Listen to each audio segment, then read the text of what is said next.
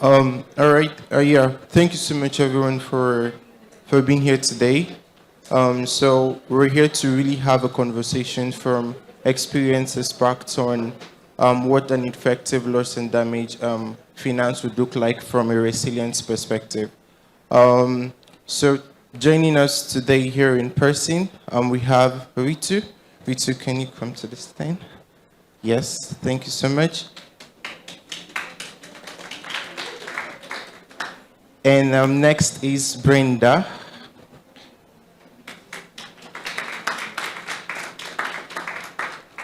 And moderating the session is Salita. Yes, you're gonna stand. And then we have one more person who would be joining us virtually. So I think it's quite clear that over time, we know that the funding requirements for adaptation should be separated from loss and damage. And we really want to look at what would an effective loss and damage finance would look like from a resilience perspective. So it would be more of a panel discussion, and would have all three of them contribute to the conversation. So before we kickstart the event fully, I will hand the microphone over to them, and then they give a brief introduction about themselves and then what they do. So first, Salita.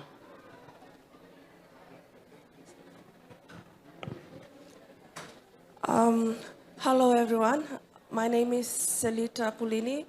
I am from Fiji, the beautiful islands of Fiji. I'm the Pacific Coordinator for Loss and Damage Youth Coalition. Thank you. Great. Thank you so much. The hand. Hello everyone, I'm Ritu Bharadwaj. I'm a principal researcher with the climate change group at IIED. Hello, my name is Brenda Mwale. I'm the Chief Operations Officer for Green Girls Platform in Malawi, but I'm also a member of Lost and Damaged Youth Coalition and a young climate negotiator. All right, thank you so much, Brenda, Ritu, and Salita.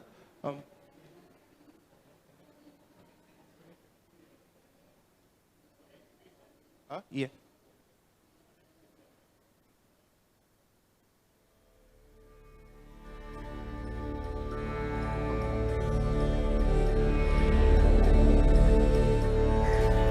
I feel so proud to be from Nepal, where people live in harmony with nature. But the climate crisis is hitting my beautiful homeland, pushing us beyond our ability to cope. The Himalayan glaciers are melting and feeding the lakes that burst and sweep away entire villages. Downstream communities can lose their lives and property in an instant. Persistent threat is terrifying. Our efforts to build stone walls to protect forest cover and villages can't hold back climate change. As in other least developed countries, most Nepali people depend on agriculture for their livelihood, which makes us extremely vulnerable to climate change, though we have done the least to cause it. My family used to farm, but no matter how hard we tried, we produced so little. It's getting warmer and new diseases are affecting crops. Like many others, we had to move to find new opportunities. Now I live in town, but here too, more intense monsoon rain causes destructive floods. Reduced harvest puts pressure on men's role in our patriarchal society.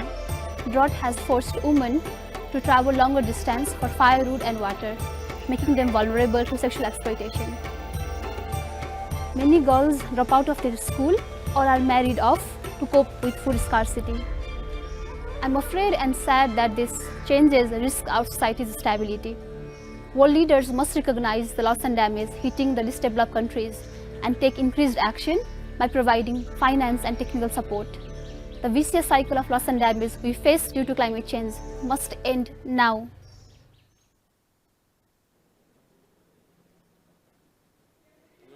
All right, yeah, so that's one real life story or experience from someone who has a first-hand experience of loss and damage. And it was really important for us to visualize this because the whole context of loss and damage still seems a bit unclear to lots of people.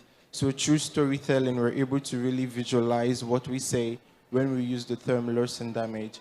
And I hope that was helpful to you to kind of be more engaged in the conversation. All right, so the other speaker would be joining virtually.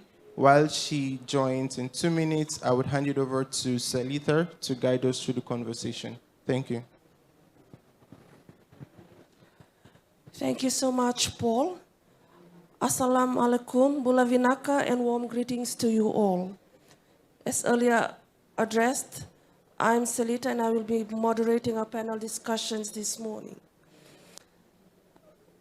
What does effective loss and damage finance look like from a resilience perspective? Loss and damage refers to the impacts of climate change that go beyond what people can adapt to. Often those who did the least to cause climate change are the ones who suffer most from loss and damage. The cost of damage to homes and communities and the incalculable toll on life, culture, and connection to land are borne by some of the poorest and most oppressed people in the world. As a Pacific coordinator for Loss and Damage Youth Coalition, and being a Pacific Islander, Fijian by right of birth, the keywords loss and damage, climate change impacts, and resilience are experiences that we live and breathe each and every day. These are issues that we are currently facing, and what our future generations will face in the many years to come. From a resilience perspective, loss and damage finance should be directed towards long-term strategies, such as rebuilding lives of affected communities due to climate change-induced crisis, food security, humanitarian reliefs, insurance, social protection, migration, and the list goes on. I believe that loss and damage should be assessed in the form of restitution.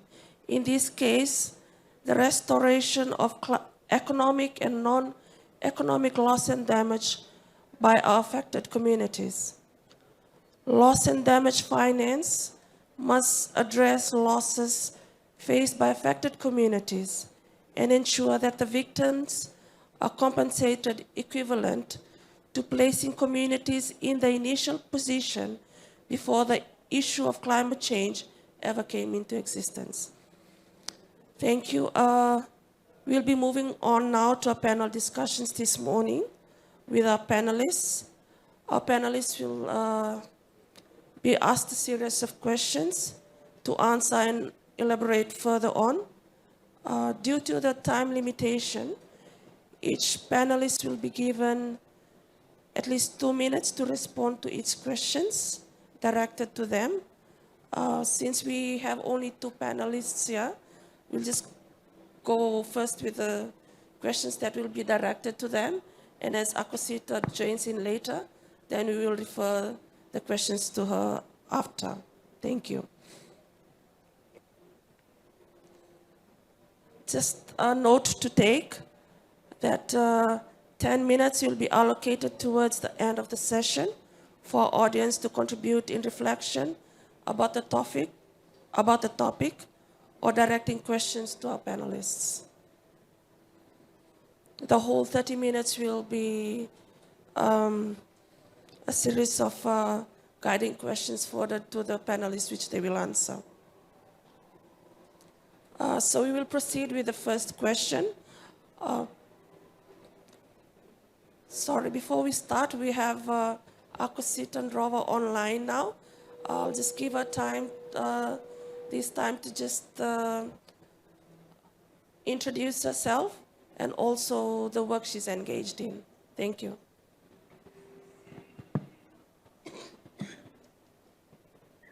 Hi everyone, I'm Akosita Ndrova and I'm the regional coordinator for the Pacific Catastrophe Risk Insurance Company, which is based out of Fiji at the moment, and happy to be participating in this event. Thank you. Thank you, Akosita. It's a pleasure having you here with us this morning. I'll now direct the first questions, and this question is for all the participants. We could start with Ritu, Brenda, and then to Akosita afterwards. The question is, how does your work address loss and damage? Thank you. See, at IID, we have two strands of work. One is where we support negotiators, raise the issues around loss and damage at negotiation platform. But our work separately within the climate change group is more about helping the communities who are really facing it at the cutting edge level, at the local level, come out with practical solutions of dealing with loss and damage that they're already facing.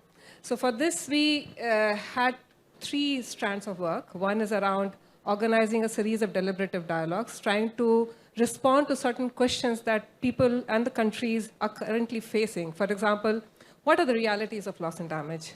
How can we address loss and damage in terms of what action and support should be provided to them? What kind of finance is needed and how it can be delivered? So these series of deliberative dialogue was about co-developing responses to some of these critical questions that we are faced with right now.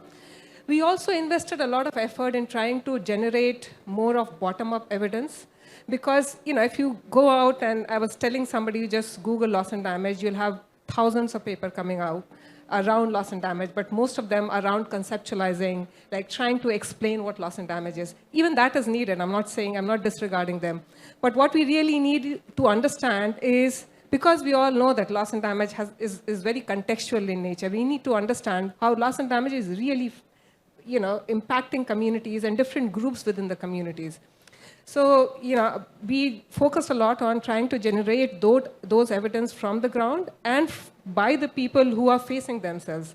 So we came out with this case study compendium where the case study authors were people from the Global South who talked about what does loss and damage really mean to them, how it is compounding their existing issues, because loss and damage does not occur in isolation. It is impacting their development deficit in different ways. And so that was one part of it. We also tried to capture how are they really responding to it right now without any support from international community. What are the gaps in it? And what kind of action and support and finance they need. So that's the two strands of work we have. But we're also focusing on trying to generate more evidence broadly and trying to weave all these three strands of work together because we all know that loss and damage in many ways leads to multidimensional risks. So how do we deal with that multidimensional risk is what we are also trying to come out with, like combining these three strands of work together and working out those solutions. So I'll pass it on to Brenda now. Thank you. So as I already said, I work with Green Girls Platform. So Green Girls Platform is a female-led organization which was founded because we want to provide a platform in which girls and young women can actively participate when it comes to climate action. This is like the first ever female organization on climate change in Malawi. So what we do is that we work with communities at grassroots level because we understand that women and girls are mostly being impacted by the impacts of climate change, or let's say floods or droughts. And then we want to provide them with a platform. We don't go in communities and tell them these are the impacts of climate change. They know how they're being affected by climate change, but then do they have a platform in which they can actually take a stand or be in the forefront towards climate action? Can they be actively involved? We want to make sure that there's that meaningful engagement of young women and girls. And we also started, in as much as we also want them to be actively engaged at grassroots level, we also want to make sure that women and girls are actually taking a stand, even at decision-making levels. So what we did, we started with a pilot phase of Young Women Negotiators Project. And we did that for a year in 2019. And we saw that we brought in different experts, Malawian experts who are negotiators and policymakers in Malawi. And they are there providing as mentors to these girls. And for the first time, we've actually had 2 girls who are actually here in participating, attending COP27 as party negotiators, which is like a milestone for an organization that has just like started so far. And then at the same time also, when we go back to those communities, we're trying to make sure that they shouldn't just be involved in like different projects, but then also their mental well-being, because they're like, mostly women especially, they're supposed to be strong for their families, for their kids, but then do they really have that platform also where they can be mentally express like how traumatized they are or anything? So we have created like safe spaces where women and girls can actually come together and to help each other get to understand that they are not alone. More especially, we started this in the southern region because the southern region this year has been mostly affected by Cyclone Idai and Cyclone Kombe. And it has left about like 135,000 households displaced. And then we want to make sure that they are not alone. We are there with them. And then how can they still go forward? I can speak for the whole day, but I only have 2 minutes. So. We'll go on to Akosita Ndrova. Thank you. For the Pacific Catastrophe Risk Insurance Company, we are one of the Pacific region's parametric insurance provider, and we work on addressing loss and damage through offering sovereign parametric insurance products to the governments in the Pacific. And currently we offer 2 products, namely the tropical cyclone and the earthquake products. And earthquake includes tsunami that are induced by earthquakes. And these parametric insurance products have predefined triggers which need to be met to activate an insurance payout. And if the triggers are met, we aim to disburse the payouts within 7 to 10 working days. And the utilization of these insurance payouts are at the discretion of the governments, who would need to use their national systems to record and also disburse the proceeds where they deem appropriate. And in addition to that, looking at it from the Pacific's perspective, most of our countries are small. However, the portfolio of risks given our vulnerability to disasters are quite high. And given the disproportionate increase in weather conditions that we face, it is critically important that the countries take up targeted financial instruments that responds to the costs of the fiscal pressures that arise. So for PCRIC, the parametric insurance that we offer provides quick liquidity to the affected insured country for immediate relief purposes. However, as I had alluded to earlier, it is at the discretion of the governments to use the funds for recovery and rehabilitation purposes as they deem, as they see appropriate. Thank you so much, Akosita. We'll go on now to the, we'll go on now to the second question. This is directed to first Akosita and then Brenda.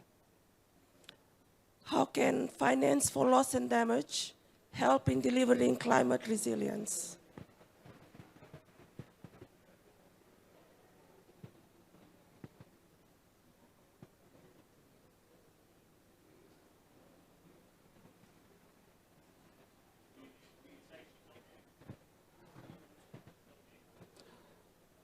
Sorry, Akosita, I believe you're on mute. If you can just unmute yourself. Sorry. Okay. To respond.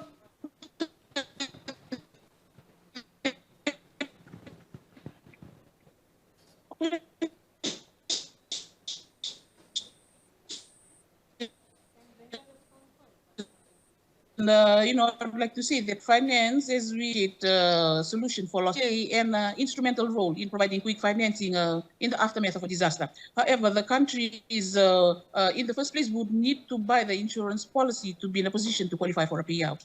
And to do this, they would need funding to subscribe for parametric insurance. And I must mention, in trying times like this, is what we face today, particularly with the impact of COVID. The vulnerable small island countries cannot deal with loss and damage on their own, and the assistance by donor countries would be pivotal to, to support the vulnerable island nations to buy insurance covers. So insurance or parametric insurance in our case is one of the solutions to finance loss and damage. And it's one that is more. Thank you. For me, I think climate finance, loss and damage finance will really take us a long way, more especially in communities, because apart from the impacts, like all the challenges that we're facing, there's so many innovations that people are coming up with in like communities. And then those innovations also, they need to be scaled up. They need to, we need to make sure that they're accessible to like the majority, so that they can be able, so that we can be able to like build climate resilient communities. And then how do we make sure that's possible? That's where we want loss and damage finance, because then those innovations or those youth communities, or I mean organizations that are actually working on ground, they'll be able to expand their activities. And at the very same time also, we'll be able to make sure that we don't just rely on scientific innovations also. We need to make sure that we are combining the local innovations as well as the scientific innovations, because that's how we don't want to kill what's already like people are used to. And then at the same time also that we have that issue with research gap. I think it would be very easy also if we can promote local, like those people that are working locally, because they have access to primary data, and making sure that we link them up to like researchers. It would be very easy also to like bridge that communication gap. Because, for example, if I'm working in Malawi and on ground, for me to continue my work, I need access to research and the data that researchers have come up with. And then how is that even going to be possible if there are no resources available? And how do we make sure that we know how are we progressing with our work? And at the very same time, also the researchers who are like working on ground, they also need access to primary data. And then if there's no finance to that, I think it will be very difficult to make sure that we bridge that communication gap. And then also we're talking about all the economic losses that are there, like infrastructure, schools, and everything. For example, in Malawi, like the whole southern region this year, they closed all the schools because schools were either used as camps or they were not accessible to because of the floods that are there. And then that doesn't necessarily build resilient communities. We need infrastructure that's really solid and can withstand all the consequences that are there. So I think I can stop there. Thank you so much, Brenda. I think we will move on now to the third question, I believe. Given this is addressed to Ritu and Akosita, given the dynamic and broad spectrum on loss and damage impacts, the financing options will have to be agile as well as responsive to medium to bring long-term needs to tackle loss and damage impacts. The question is, what are the different financing needs and what types of financing instruments can help in meeting these requirements? I'll just first with Rita, then to Akosita. Thank you. I think I was waiting to respond to that question for a very long time. I'll go back, for responding to this question, I'll go back to the deliberations that we had at our deliberative dialogue, and also some of the recent discussions that we had at the Scottish Government event last month, where, as you rightly mentioned, moderator, that loss and damage, responding to loss and damage is different. It's not as, it's not like responding to adaptation. It's dynamic. The response needs to be across different time frames. It needs to respond to a wide range of impacts, leading from slow onset to rapid onset, to those which are economic, to those which cannot be monetized. It also creates different impact for different communities and groups within the community, so it has to be very contextual.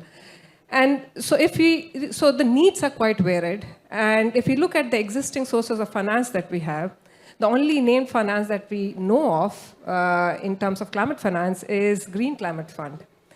And we all know it is accreditation-based and it's a proposal-based. So there's an assessment that any country which does not have an accreditation will typically take 5.5 years to access that finance. So looking at this, you can clearly see that, that funding window is almost out of the way when it comes to responding to loss and damage, because for loss and damage, you need both agile, quick response, as well as medium to long-term response. And that fund is not suited. We do have other sources of fund currently being used for addressing loss and damage, like ODA, you have bilateral fund, you have multilateral funds. Some of the philanthropies have come forward with support for loss and damage. But I'm not saying disregarding these, but the problem is each of these funds have their own mandate. Rather than being focused on the mandate of the need and priorities of the communities, these funds typically come with their own objectives in mind. Plus, these fundings are very sectoral in nature. Some of them focus on humanitarian response, some on DRR, some on health, some on migration. And so if you look at that, the way these funds are structured, they don't deal with the issues around loss and damage in a holistic manner. They only deal with part of the problem, not whole of the problem.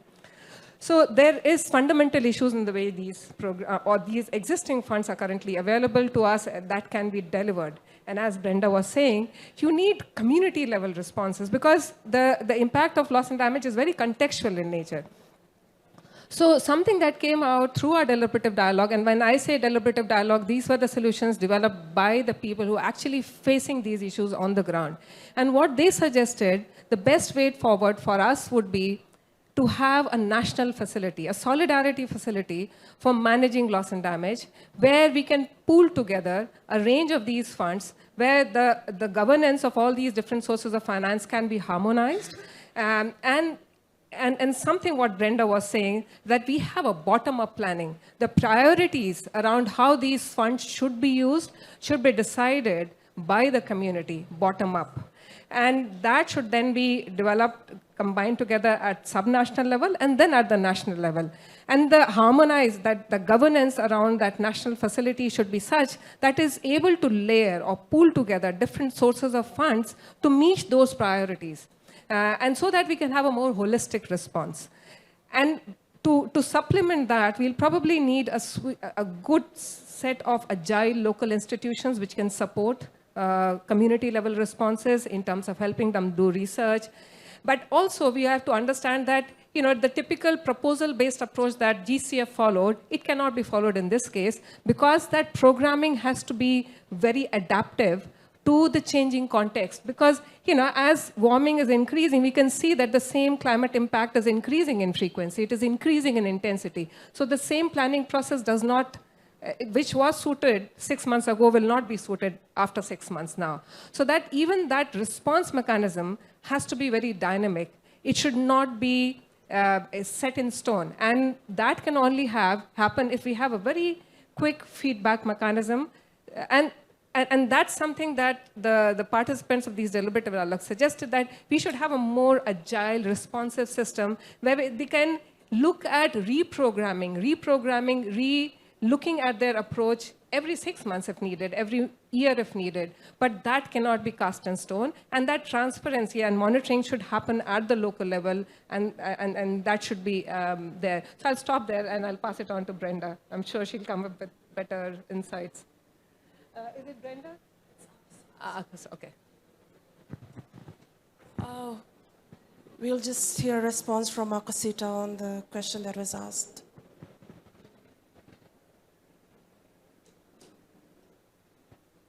Would you like me to repeat the question, Akosita? Just to add on to what has already been mentioned, I'd like to, I totally agree that the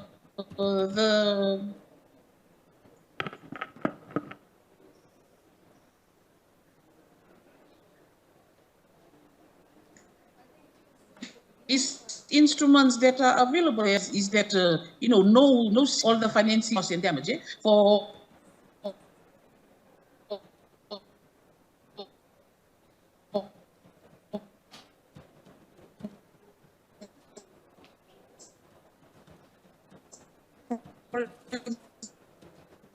example, for us here in the Pacific,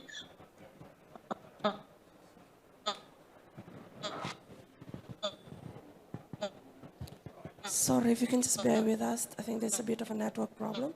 Just allow her to finish, then we'll move on to the next question. Thank you.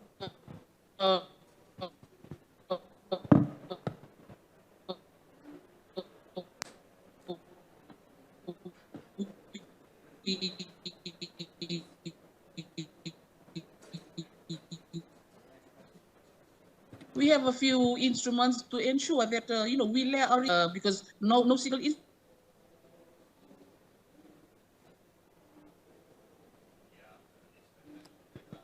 Sorry, sorry for the interruptions. I believe we will move on to the next question. This is also addressed to Ritu and Akosita. However, I will just get Ritu to say her response, and if Brenda can have an take on that, you can also have a response as well. The question is, what does effective delivery look like? How can we get loss and damage finance to the most vulnerable countries and communities?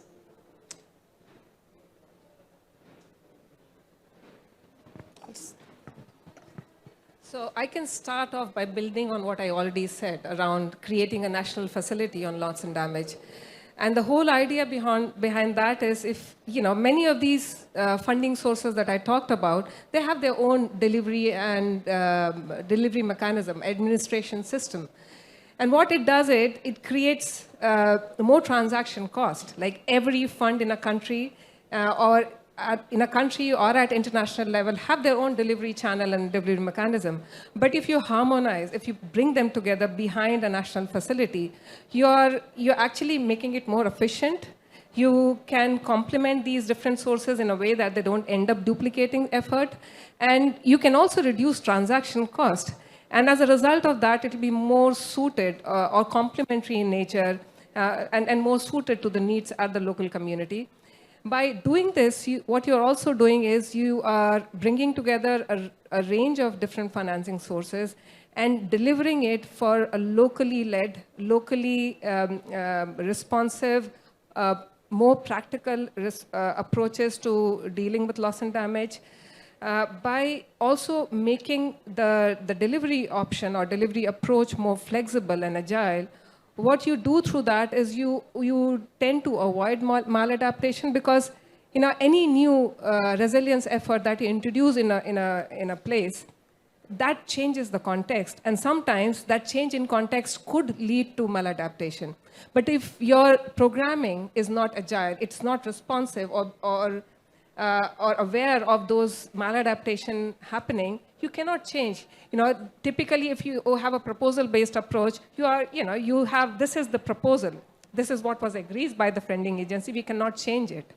So that change cannot take place. One thing more that needs to happen is because as Brenda and others we were hearing that there is a lot of innovation happening at the ground level. But we do need to capture that innovation, that tacit knowledge of what is making it effective, what is making it succeed in different contexts. And that tacit knowledge has to be brought together. And probably that national facility can also act as a marketplace where you bring together a range of these different information, that knowledge base, and create a place where these best practices, knowledge can be shared, and also help in both scaling up and scaling out. And that's how it can generate, because in future I do believe that once many of these national facilities are created, there would be a lot of opportunity for that cross-country learning, and that can happen through this facility. So I'll just stop there and move on to Brenda, if you have. Okay, so she has already said a lot, so I'll just top up to what she has already said. I really agree with the whole idea of having national facilities, because in that way, then communities will actually have access to the funds, because most of the times the complex process in which limits a lot of community-based organizations who are actually doing tremendous work on ground and are actually reaching out to those vulnerable communities, they don't really have like all the requirements, because the process in general makes it even harder for like community-based communities to have access to such funds. So I think national facilities therefore will be able to provide capacity, provide good monitoring conditions, depending with the context of that country or those communities, and then also enable them to have like all the requirements that will necessitate them to have access to those funds. So I think having like friendly, at least good conditions in which like even community-based organizations can have access to those funds will be a way to go. Thank you.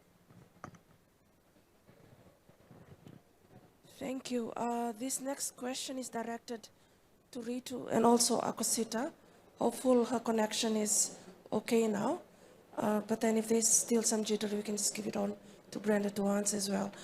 The question is, how can we ensure the most climate vulnerable countries are prioritized to receive loss and damage finance? You want to start? Okay.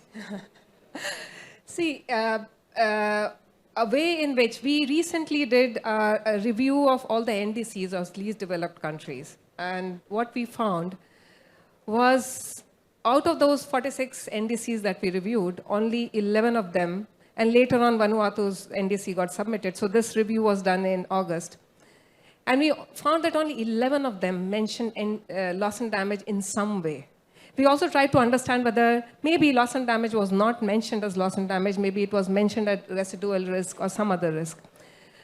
But the point that I'm trying to drive here is the way in which the country, especially the least developed countries or the vulnerable countries, can really make their need or take their demands at the international level, especially at UNFCCC, is through NDC. And what we explained through our paper was that the least developed countries or the SIDS or other vulnerable countries, what they really need to do is to do a proper multidimensional risk assessment, a risk assessment that captures not just the economic loss and damage, but also, I was reminded by Salim in the Scottish government even that we don't call it non-economic loss and damage, that probably we are reducing the value of those non-economic loss and damage that we just mentioned so casually.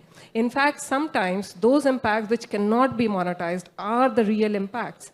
We within IIED, we ourselves work so much on the issues around, like when I was talking that we created this case study compendium, it covered 12 different geographies and 12 different types of climate impact, and one thing was common, was migration, forced displacement. And when that happens, we also try to understand that leads to, if people are not provided support, it leads to secondary impact.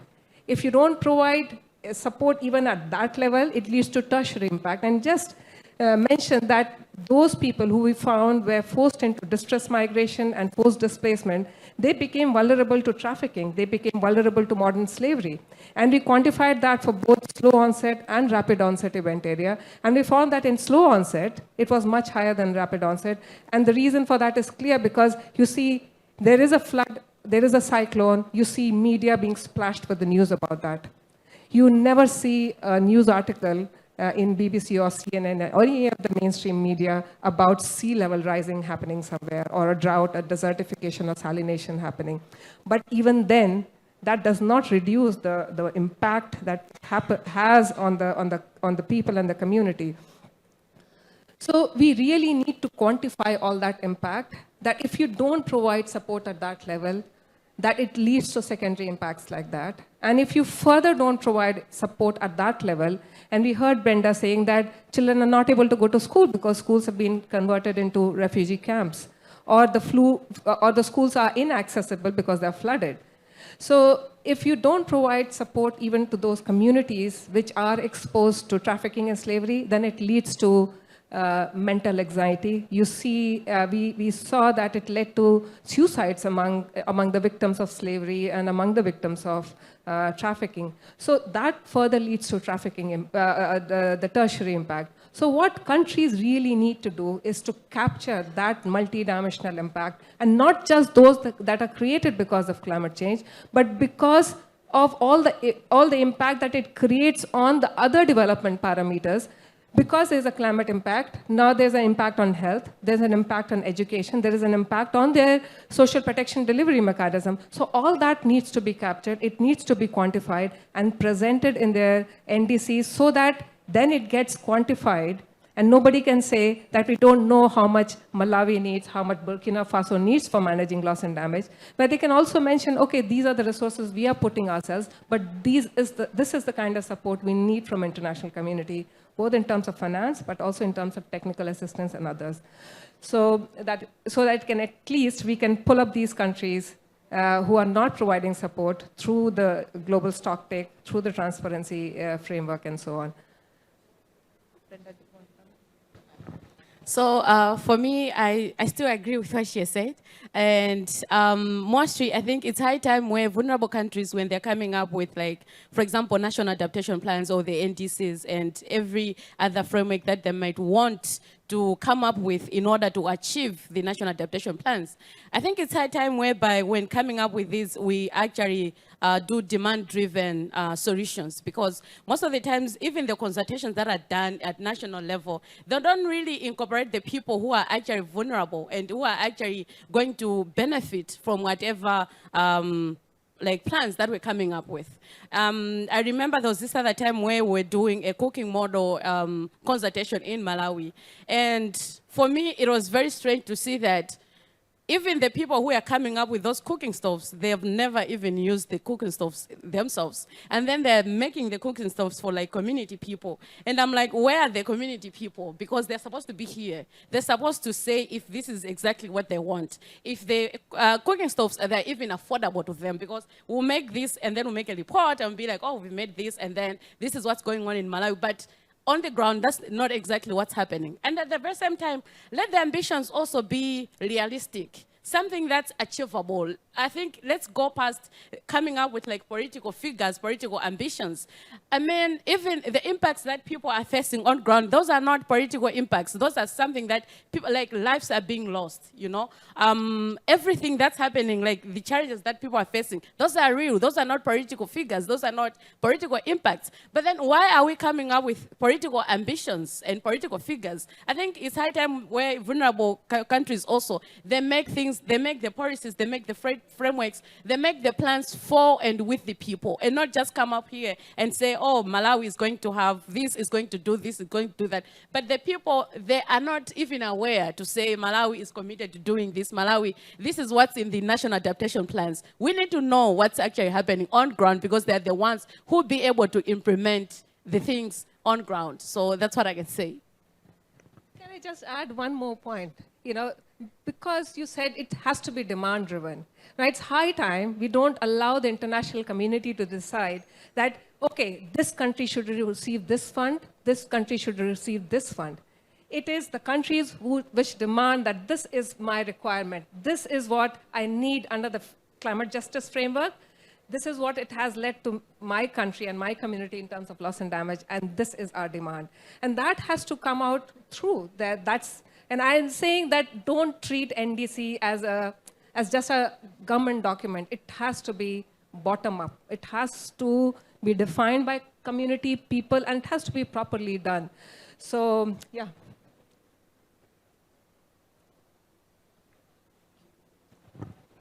Thank you for that, Ritu. Just moving on to the next question. I'd ask if you could just briefly answer the question, as we are pressed for time. This question is directed only to Brenda. How can we ensure that marginalized groups are included in decision making? I think this will actually be a repetition of what we've already said. I think using the bottom-up approach, let people be aware of what's actually happening, the promises, the pledges, or the visions that the countries are actually coming up with, because they'll be the ones who'll be actually implementing those visions on ground. So I think it's high time where we actually make sure there's a diverse representation of like all the groups of people in like countries, to make sure that whatever decisions we're coming up with, they actually clearly represent the people and actually something that the people want. Thank you so much, Brenda. This question is directed to all the panelists. This is in regards to the Lighthouse Initiative. It usually refers to assessing and addressing issues that are of common interest. With reference to loss and damage finance, and in considering 3 top financing, in what ways can countries already start supporting vulnerable groups with loss and damage financing? You can just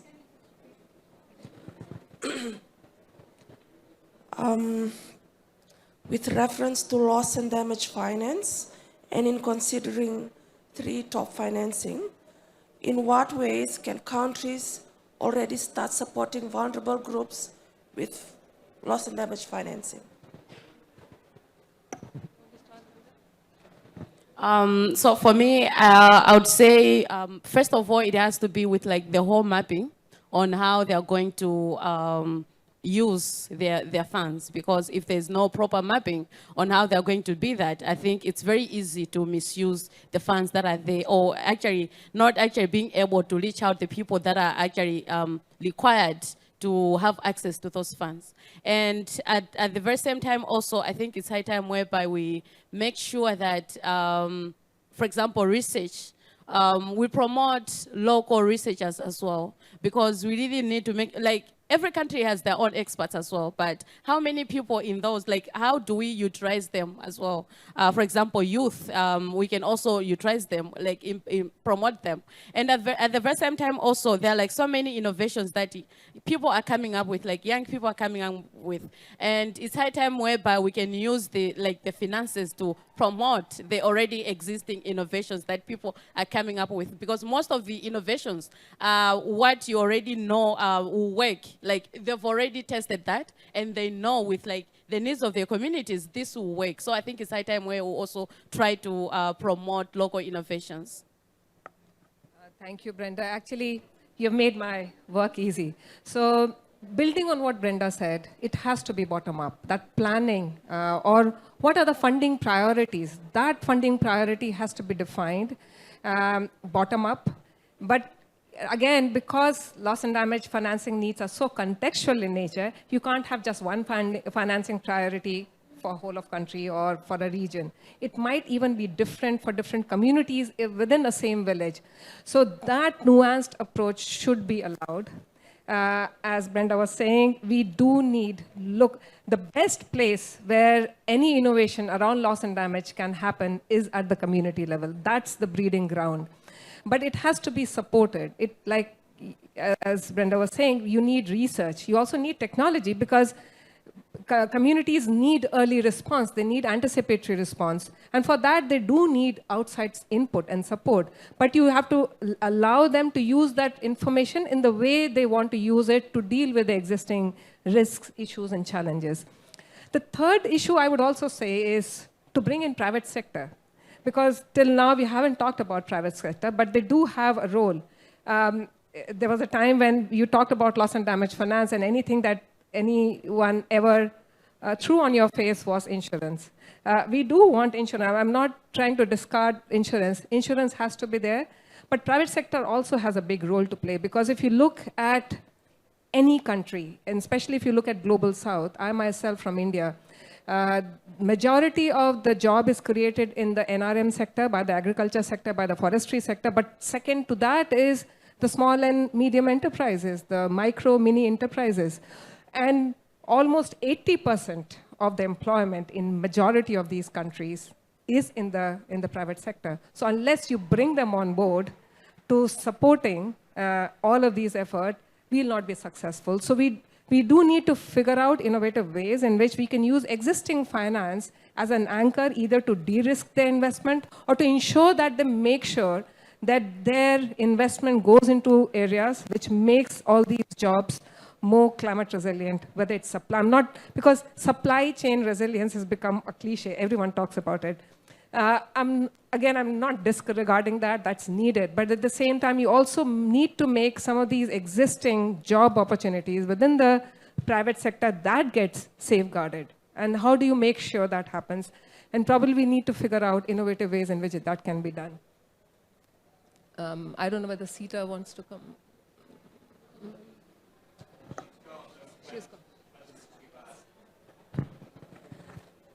Thank you so much for your response on that question. We are down now to the last question, and this is addressed again to Brenda. After this last question, then we will invite 2 or 3 questions from the audience directed to our panelists. Your question, Brenda, is, excuse me, a lot of economic loss and damages. How do we finance support for non-economic loss and damage? That's a tough one because I know there are like so many, as you've already said, there are so many economic losses and damages, but how do we make sure that we support or finance non-economic losses, which is quite tricky because even the assessments or the research that people are coming up with, they haven't really gotten to a point where they're able to say, okay, this is how we can be able to finance non-economic losses because, okay, a loss of life, how do you finance loss of life? Because you can bring back someone's life, you know? Loss of cultural heritage, how do you make sure you bring back that the moment it's gone, it's gone? And maybe biodiversity, because biodiversity also is one of the non-economic losses. And I think that's something that really we can focus on to say, how do we make sure we bring back the biodiversity? You know, there's so many innovations that we are happening, so many projects that are happening to make sure that we bring back biodiversity or we preserve biodiversity. And for example, the land restoration projects that are happening, that's just a way of trying to make sure that communities are able to preserve like the existing biodiversity or the ones that we've lost. But non-economic losses, I think, I really don't have like a good response towards that. So I'll stop there for now. I'll just add to what Brenda said. See, just adding on to what she said is, you can't really, like one, you have to monetize, but you also have to monetize the cost of inaction. If you don't preserve cultural heritage, if you don't preserve biodiversity, what is it that it's going to impact countries and global community with? And there are ways in which you can quantify that. So if you don't act on it, this is what happens. So probably that could be a good way of convincing global international communities to bring up finance for preserving them.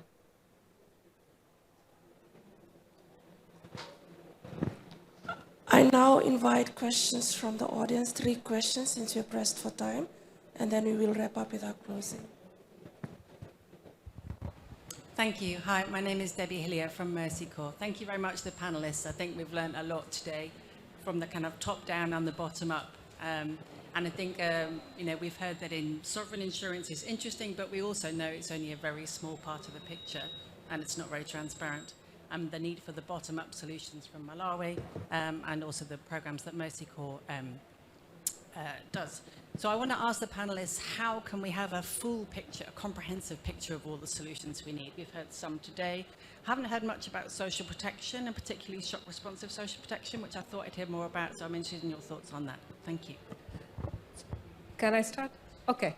So thank you for raising social protection. I work on social protection. My colleague here, Daljit Kaur from FCDO, we work a lot on there's a program called Infrastructure for Climate Resilient Growth within India. But one thing that has really come out, social protection is one of the only solutions right now that we look at when we talk about loss and damage.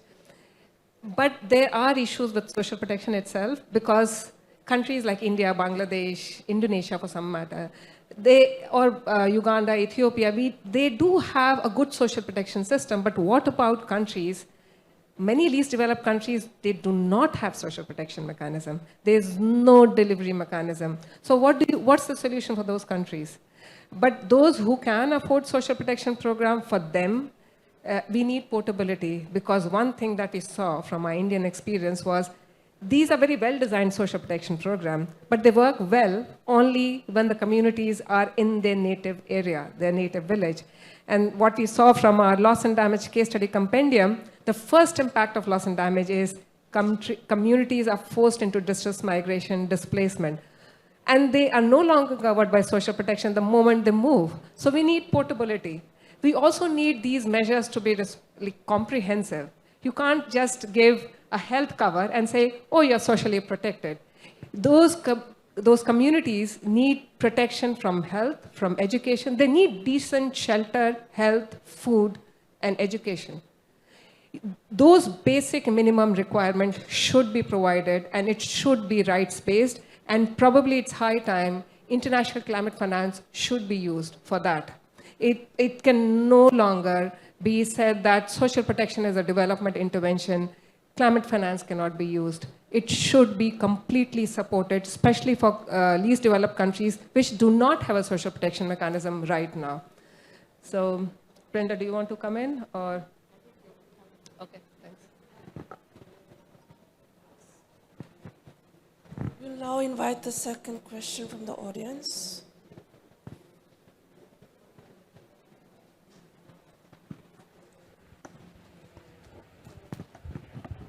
Thank you. Hi, I'm Ines Bektawi from the Stockholm Environment Institute.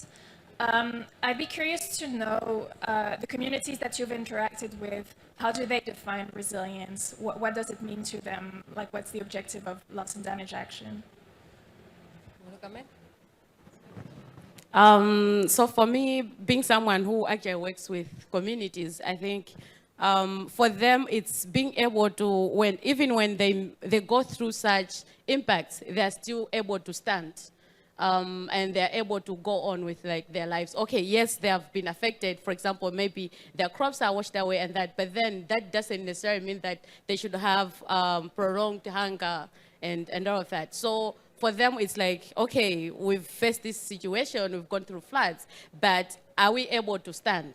Because, for example, Cyclone Anna, which we faced this year in Malawi, it washed away one of our power plant station, and Malawi right now is having prolonged load shedding, and that doesn't define resilience, because we are unable to stand from all of that. So I think, in short, that's how I can define it.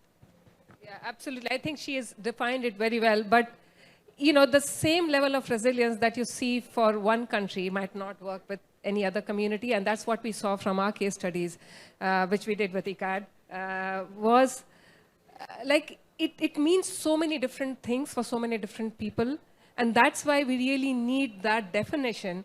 In fact, initially when we started working on loss and damage, we started saying, oh, there's no definition for loss and damage. But in fact, now, having worked more on the ground on this issue, I feel there can't be really a definition. There can be a framework within which you start defining at the community level, a framework by which you can support communities, help for them to start putting down their issues, their loss and damage risks that they're facing, and how do they address it. But honestly, we can't really have one definition. It really means so many different things. Things that Sheila has left, but Sheila was part of our deliberative dialogue. And she used to say that things that, like you said, cook stove design was being made by people who have never used cook stove in their life. So this risk, what it means for people who sit somewhere and say, this is how it should be defined, things that they value, community doesn't value them as much. They probably value something else. So it has to be defined from their perspective rather than anyone else's perspective. Thank you so much. Sorry, since we're running out of time, we'll just leave it to those questions, and feel free to approach the panelists after this session and to ask them further questions that you would like to address based on loss and damage. Just to briefly wrap up a summary on what has transpired today by the panelists.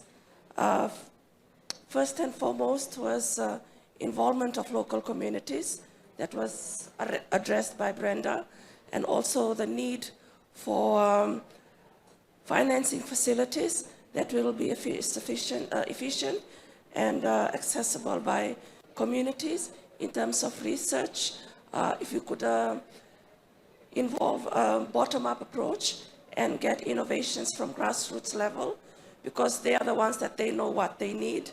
And as we have heard from Akosita earlier, she had addressed insurance for financing aftermath of natural disasters. There was so many other productive discussions that we had today. I believe you would all have noted that. Excuse me. I will just leave that. Any other issues or any other questions you would like to raise, you can bring it up with our panelists straight after this. And I would like to excuse myself on my voice throughout this session. Thank you for keeping up with me throughout this session. Just before we close, I would just like to address final information. As you can see, I'm wearing a blue and white t-shirt. Just before this event, we had a Kiowa Declaration launch for the Kiowa Declaration, Kiowa Emergency Declaration, sorry. It was at the Moana Blue Pacific Hub. Just briefly, the declaration addresses the tiers of resilience from Pacific Island communities. This is one of the first declaration which has been created from the grassroots level in the Pacific. We had gathered at Kiowa Island and we had gotten opinions from the community people, and also have embedded that in the declaration. If you want more information on that, sorry, you can just visit the Moana Blue Pacific Hub, and then they will give you the contents of the declaration itself. Once again, as we close, I would like to thank you all. Thank you so much for bearing with us. Thank you, panelists, for giving your time on enlightening us on loss and damage, issue of loss and damage, finance. It was very productive, and I thank you for your experience and knowledge and what you have shared with the room today. With all due respect, with all that, I would like us to just give a hand of appreciation to our panelists. And thank you.